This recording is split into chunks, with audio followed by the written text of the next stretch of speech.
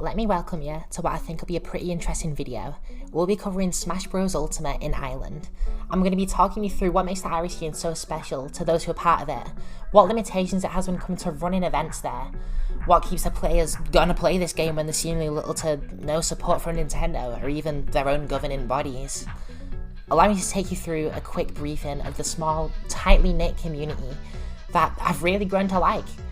Allow me to take you through Smash Bros Ireland.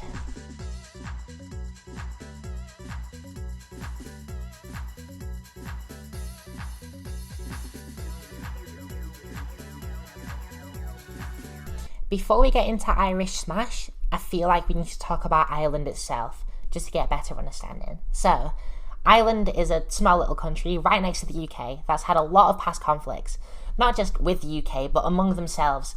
When the UK claimed Northern Ireland as their own territory, there became a huge split between Northern Ireland and the Republic of Ireland. With the political and religious views of Ireland being just split like this, terror struck between them, even resulting in a wall being made to try and stop the conflict. This conflict was really hard to see past. There were different religions, different views, different everything. But through all of this, certain communities can really see past the differences and group together, thrive even. Through high and low times, the Smash Bros Ireland scene has been small but closely knit and supportive. Seeing past whatever issues the country may have, just seeing Smash as a way to socialise, an excuse to socialise, and be friends regardless of religious views or past country tension. And to help me talk about all of this, to help me explain all of this, I sat down for an online interview with someone called Vince, a head organiser of the Irish Smash Bros scene. He'll be appearing a good few times in this video, so look out for him. I'm Vince. I'm a tournament organizer for the Irish Smash community, I suppose. And yeah, I've been doing this since like 2017. Yeah, that's me. So, what challenges does the Irish scene face? Well, the Irish Smash scene is great, but it does have a few barriers that keep it from growing to a huge extent. As well as the new Nintendo guidelines, which have recently just struck fear into the soul of the competitive Smash community, Ireland faces challenges in the form of high venue fees and a lack of support from larger organisations. For example, the non-profit organisation Ireland Esports, which is a subsidiary of the global esports governing body, which is run by President... No.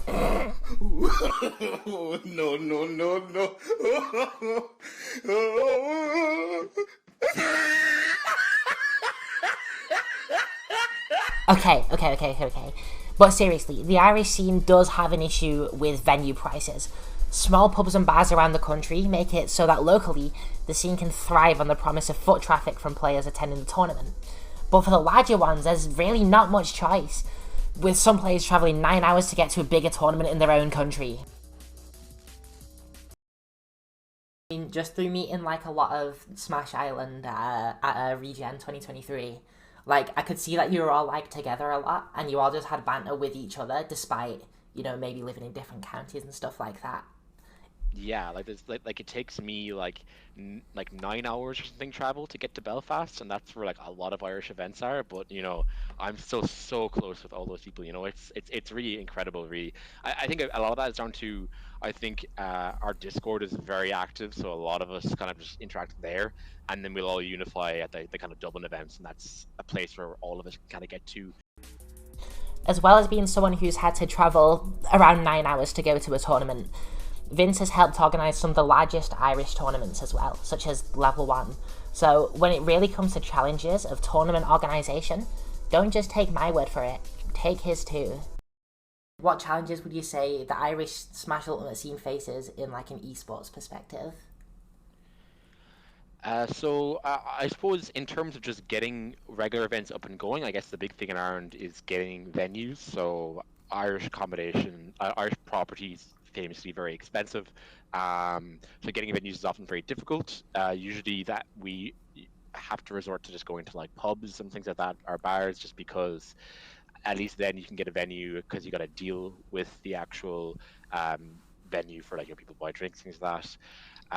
But in terms of like I suppose more esports stuff, I suppose once again the price of property I guess comes into it again in terms of like if you're getting international people over, accommodation can be expensive. So I think that would be the biggest barrier in terms of things. Ireland is also a mixed area, with a large population living in cities, but also a large population living in more rural areas.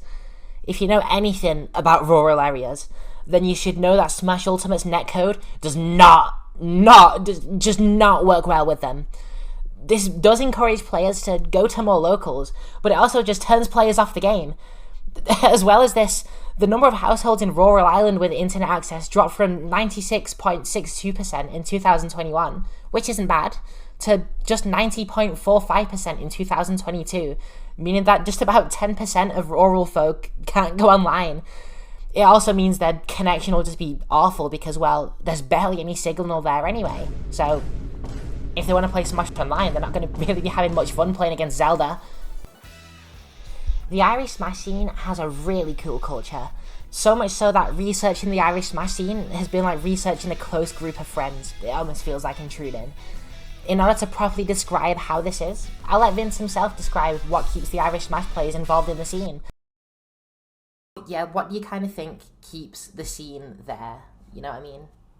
Yeah, I mean, I think it comes down to people, I think each Irish community has like a dedicated community, and each community in Ireland is very like unified, and they support each other and they cheer each other on. And at the end of the day, I think Smash is like the excuse to find a community and be involved in a community.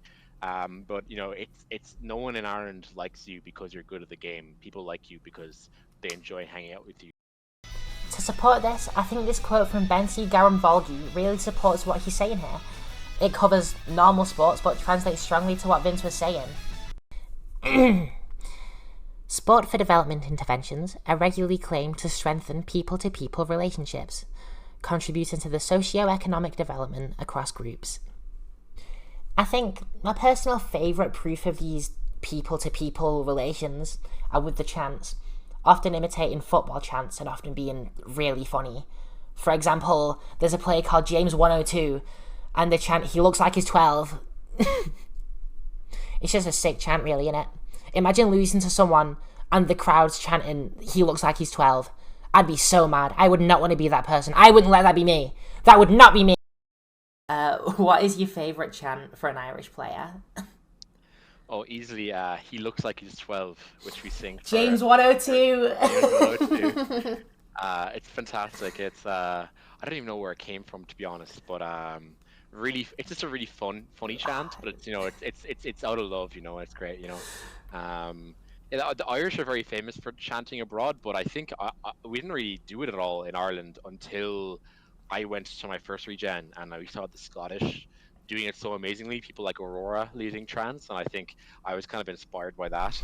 These chants, they aren't just done within Ireland, as the idea to have chants supporting the players came from both the UK and Scottish scene, who all have chants for the players. Despite being from a different country, their link can work alongside the neighbouring countries just fine. Again, showing that their culture kind of transcends past any prior beef with other countries. They embrace the game as a community and respect one another regardless of skill level, and regardless of socio-political riffraff that's been rampant in the country for God knows how long. So, how has Super Smash Bros. Ireland grown? The main way the Irish scene has blossomed has been through the local events, such as Big Fish up in Belfast, or Shield Breaker down in Meath. With events like these across Ireland, it gives everyone living there somewhere to go to play the game and experience the culture of the scene for themselves, regardless if you live in a big city or a rural area with the worst connection in mankind. As well as this, they have an active Discord server for Smash Bros. Ireland, where all the information for the local, as well as larger tournaments again, such as Level 1, can be found. It also has rules for matchmaking and has around 788 members, with 617 of them having roles showing that they're from Ireland. This creates a central hub for all things Smash Island related, and I would urge anyone to join it if this video interests you and you want to find out more about the scene. In conclusion, Irish Smash is a close and accepting community, which have a few challenges stopping them from being absolutely massive, in my opinion anyway. But they have a passion for the social aspects of the game, even more than the competitive aspect. Few places tend to have this. I think the best way to end off this video would be to show you what Vince told me during our interview about what makes the scene different to other scenes around the world. What makes it unique and what I think makes it flourish. Smash is the excuse, but we hang out because we love each other as people. And Smash is just a nice way to find people for this little community of ours.